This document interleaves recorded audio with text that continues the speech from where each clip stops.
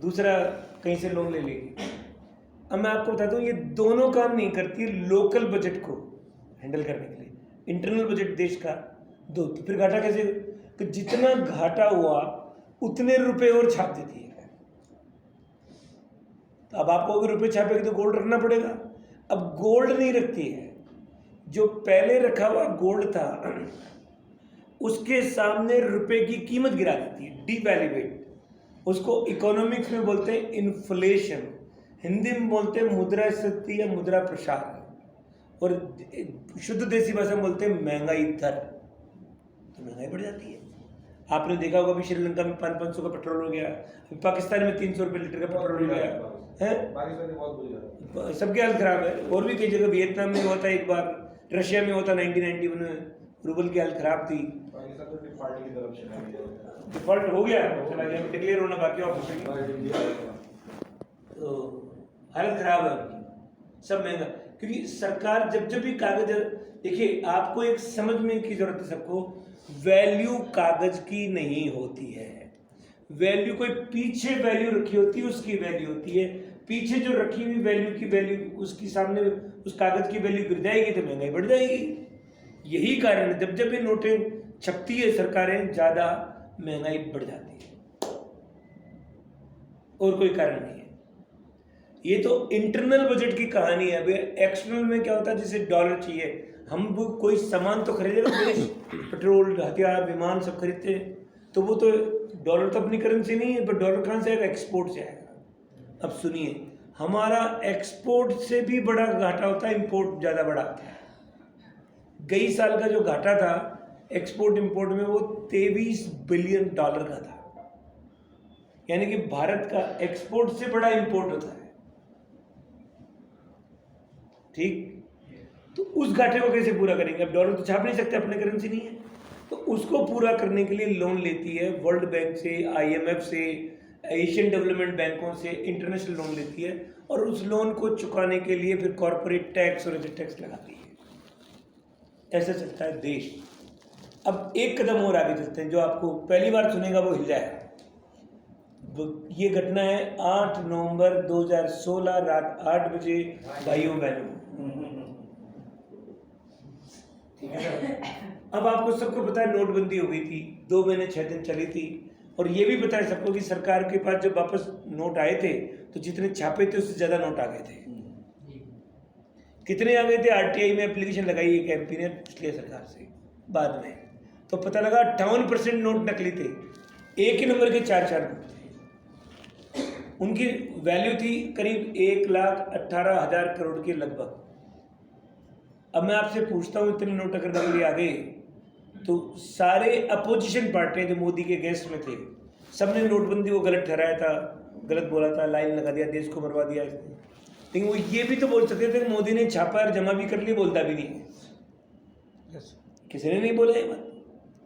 फिर मैं एक दिन मीटिंग करता था यहाँ पे एक मीटिंग में रिटायर्ड चीफ मैनेजर बैठे थे यूनियन बैंक से, तो बोले साहब नोटबंदी के टाइम में मैं रिटायर नहीं था, मेरी नौकरी थी गुड़गांव में, मैं एक बैंक का चीफ मैनेजर था, मेरी ब्रांच के अंदर एक ही नंबर के 4-4 नोट आ गए,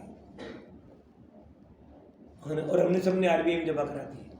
तो मैंने उनसे पूछा कि किसने छापे होंगे आपके हिसाब से, तो वो तो मेरे को उल्टा बोले कि मेरे को सब ज्ञान है साहब, बैंक वाले क्या, कि वो मनमोहन सिंह सरकार ने छापे थे। तो मैंने कहा आज तो बोल दिया अंदर से। अब मैं आपसे पूछता हूँ, अगर मनमोहन सिंह सरकार ने छापे होते तो BJP वाले कोई उनके दोस्त तो है नहीं, दुश्मन है, वो तो कांग्रेस मुक्त भारत की बात करते हैं, तो वो तो जांच आयोग बैठाते, उनके ऊपर लांछन लगाते, ये 2G भी करते हैं, 3G करते हैं, कोयला घोटाला, CWC घोटाला, बोफर्स घोटाला, एक नोट का घोटाला भी करते हैं, तो बोल सकते थे। और वो पूरे देश में बहस चलाते और इतना कर देते कि जिधर भी कांग्रेसी देख के लोग पत्थर मारते कि यार इधर चोर नकली पार्टी नोट छापने वाली, इनके लिए और आसान होता था कांग्रेस को देश से भगाना। लेकिन ऐसा तो नहीं हुआ। क्यों नहीं हुआ? दोनों ही पार्टियां नहीं बोली और नोट तो नकली आए थे। अब बताता हूं, जो पहली बार सुनेंगे, नोट छापना हर सरकार की मजबूरी है। हमारे देश में 80% नोट नकली है। 58 उसी को दबाए थे, टोटल के 80% नकली मीन्स एक ही नंबर के 4-4 नोट। लेकिन छोड़ो इंडिया की बात, पूरी दुनिया में तो 125% है। पूरी दुनिया की जीडीपी $160 ट्रिलियन की और नकली नोटों की संख्या $260 ट्रिलियन है। अब आप कहोगे ये तो कुएं में भांग डाल दिया आपने, तो पूरा गड़बड़ कर दिया, इतने नोट नकली। अब आपको दो चीज समझने की जरूरत है कि नोट छापने की जरूरत क्या पड़ गई सरकारों को, कौन सा मैकेनिज्म क्यों छापती है, पहला सवाल। और दूसरा सवाल, क्या नोटों से दुनिया चलती है क्या? दो सवाल से उत्तर मिल जाएगा। सुनिए साहब, पहली बार आए, अपनी देश की कुल मुद्रा है 23 लाख करोड़ रुपया, डॉक्यूमेंटेड जो है, उसका 30% रुपया उपलब्ध रहना चाहिए कैश के रूप में बैंकों में। उसको बैंक की भाषा में बोलते हैं CRR, कैश रिजर्व रेशियो। जिस दिन लेन देन करने के लिए, जिस दिन नोटबंदी हुई थी उस दिन हमारे देश में 9% ही रुपया था, पूरा ही, कहीं भी नहीं था उसके अलावा। मतलब ये हुआ कि सारे देश के लोग 23 लाख करोड़ जिनका रुपया है, सब अपना अपना रुपया मांगे तो 1 लाख रुपये अगर आपका है तो 9,000 ही मिलेगा, है ही नहीं, नकली भी नहीं है, रुपया ही नहीं है। तो अब सवाल आता है रुपया चला कहाँ गया? बैंक में खाली रिकॉर्ड है, नंबर है, रुपया क्यों नहीं है? सवाल आया कि नहीं आया? बैंक में रिकॉर्ड तो है बट रुपया नहीं है, तो कहाँ चला गया? नकली रिकॉर्ड तो हो नहीं सकता, क्यों साहब? तो अब मैं आपको बताता हूँ। अब आपने देखा हो कभी कभी प्रॉपर्टी खरीदते हैं, 1 करोड़ रुपए का तो प्लॉट है, 50 लाख की DLC है, उतना तो 50 लाख तो कैश में एक नंबर में देता बैंक से, बाकी वो बी में देता है, कच्चे में देता है, ऐसे बोलते हैं।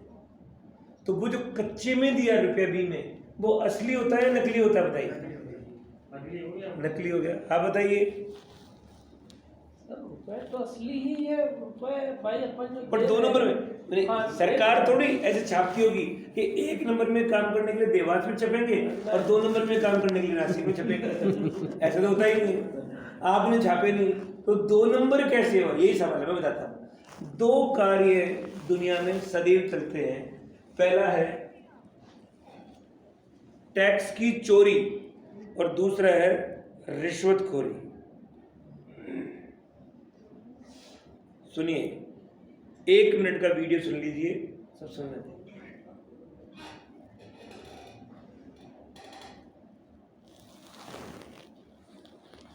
देश में 1.5 करोड़ से ज्यादा कारों की बिक्री, 1.5 करोड़ से ज्यादा बड़ी महंगी कारों की बिक्री,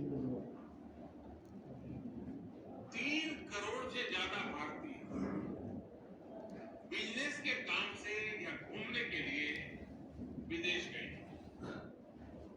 आंकड़ा याद रखिए, इतनी गाड़ियां खरीदी है और इतने लोग विदेश, लेकिन स्थिति ये है कि 130 करोड़ से ज्यादा के हमारे देश में सिर्फ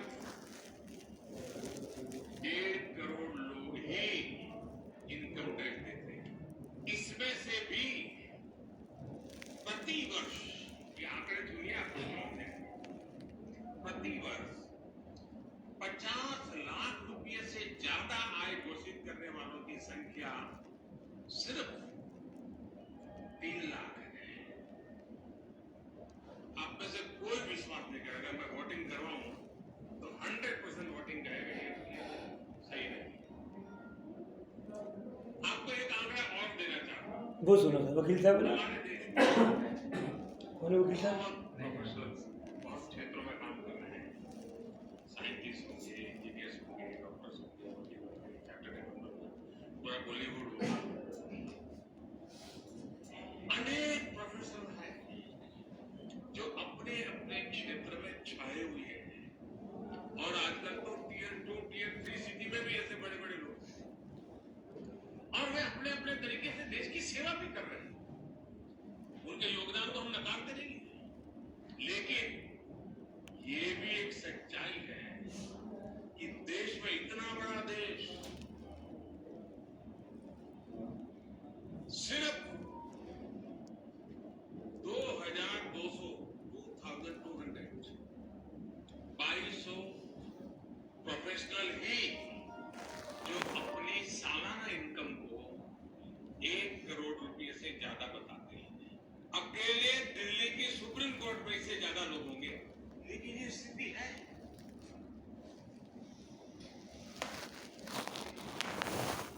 इसमें फिल्म स्टार भी आ गए, professional doctors, engineer, chartered accountant, वकील, सब प्रोफेशनल्स आ गए, आर्किटेक्ट।